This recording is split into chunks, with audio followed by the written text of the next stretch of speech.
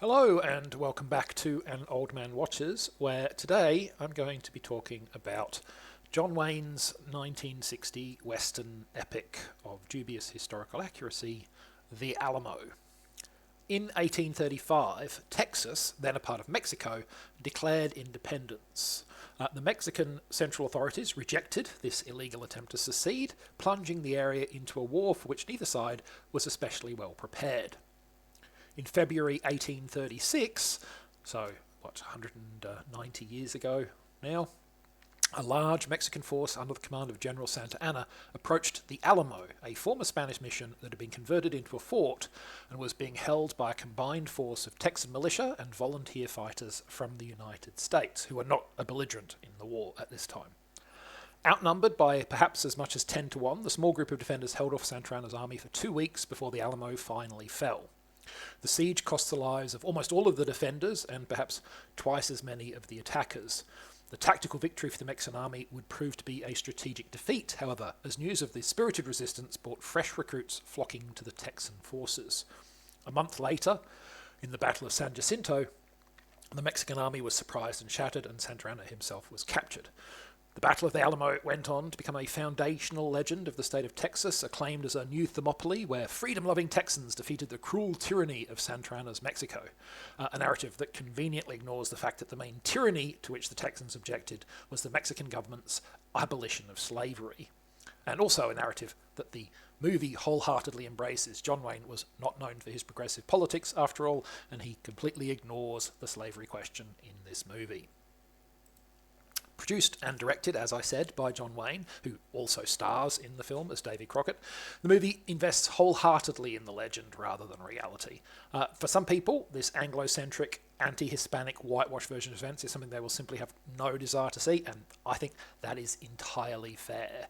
I only personally chose to watch the movie in order to better understand the Alamo legend as context before I read a more modern, balanced account of the events, which I can recommend that you do as well. So, assuming that this one-eyed, somewhat jingoistic view of events is not an automatic non-starter for you, how is it as a movie? Well, it's a bit of a mixed bag, actually. On the plus side, the larger scale battle sequences are a real strength of the film. They're quite impressively done, with large numbers of extras moving with purpose and some good practical effects. Many modern war epics would probably attempt to use CGI for sequences like this, a technique that I don't think carries the same impact or sense of scale, however cost effective and practical it might be. On the other hand, I have to admit that when the camera comes closer to the action, at the individual man versus man level, the staging of this more personal fighting is sometimes not very convincing. Now, to be fair, it was probably solid enough by contemporary standards in 1960, but that was more than 6 decades ago now, and fight stunt work and choreography has come a long way. The film is also hampered by somewhat shallow characterization. Texan Commander William Travis is brave but officious and rigid. His colleague Jim Bowie is brave but drunk. Davy Crockett, meanwhile, is brave and charming. Each of them is sketched in only the most broad of strokes.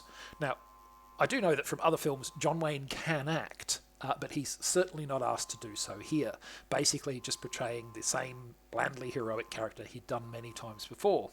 But perhaps as producer and director of the film, he wanted to keep the role as something a bit less challenging so he could focus on his behind-the-scenes activities.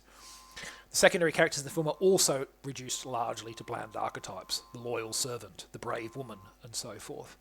The film simply lacks either time or interest in fleshing out any of the characters beyond the minimum needed for the narrative, which, might be more forgivable if the narrative wasn't racist trash.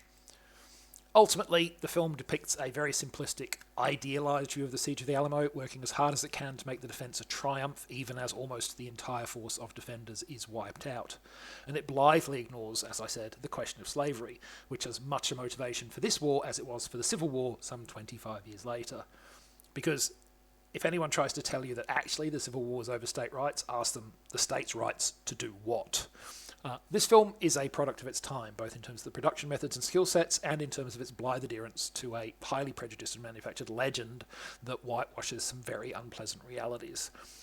I found it interesting to view as a historical artefact, but as a work of entertainment or history, I cannot recommend it any more than I would D.W. Griffith's The Birth of a Nation, and that film made its heroes the Ku Klux Klan, so that should give you some idea of where we are. Next time, in space, no one can hear you scream, nor can they hear you sigh disappointedly when a movie starts strong but ultimately goes a bit off the rails. It's Paul W.S. Anderson's 1997 sci-fi horror offering, Event Horizon.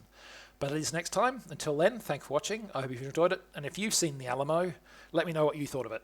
Unless you thought it was historically accurate, in which case, don't bother, because you're wrong.